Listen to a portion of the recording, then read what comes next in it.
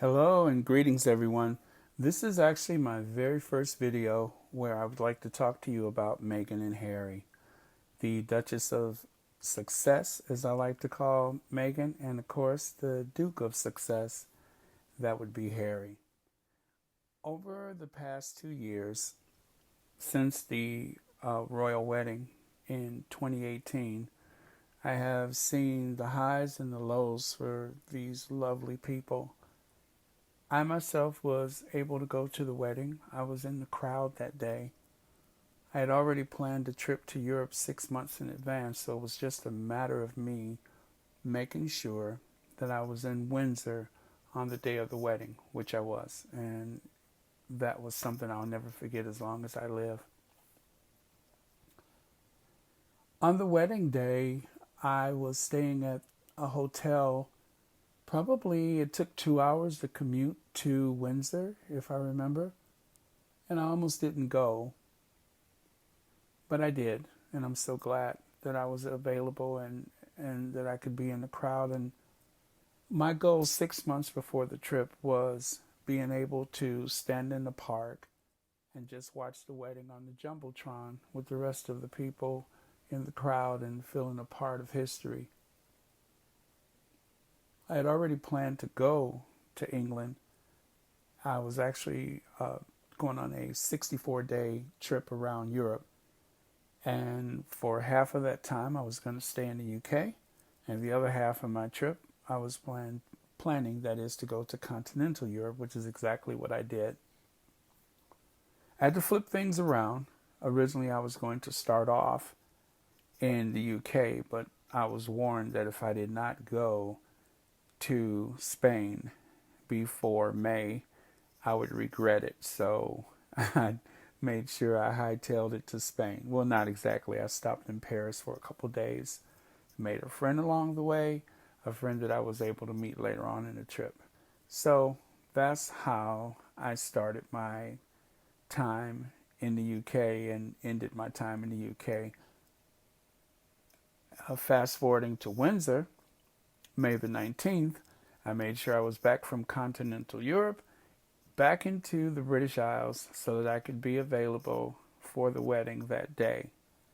I was exhausted, having traveled for about 30 days, and in that time I spent 3 weeks in the Iberian Peninsula, and then I made my way to Germany and also to Italy. And from Italy, I had to go back to the UK.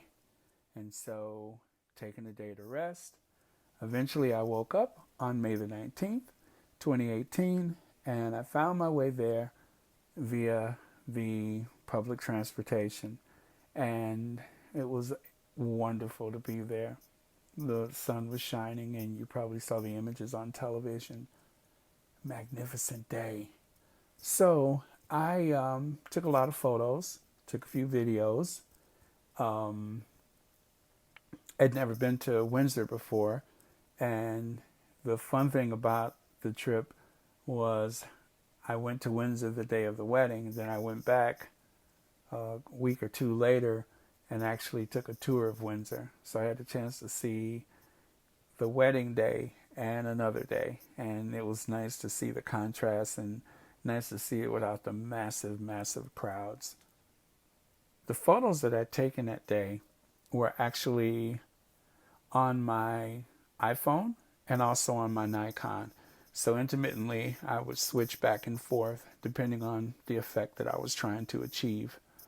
I met someone from Northwestern University, which is the university that Meghan graduated from. And so I made fast friends with him because, of course, he's a local Chicagoan like myself. I also met John Lurie, if I'm saying his name correct. He's like a super fan, or as he reminded me, actually, I'm a royal supporter. And so I recognized him from television. And so I took a photo with him. And I just randomly took photos with strangers. I talked to people. It was a joyous day. So as I'm recording this, I want you to just take notice of the photos. I'll try to put them in the proper order of the context of what I'm saying at this time. If not, just look for them later on. But they will all be there. And I'm using photos that I've taken myself.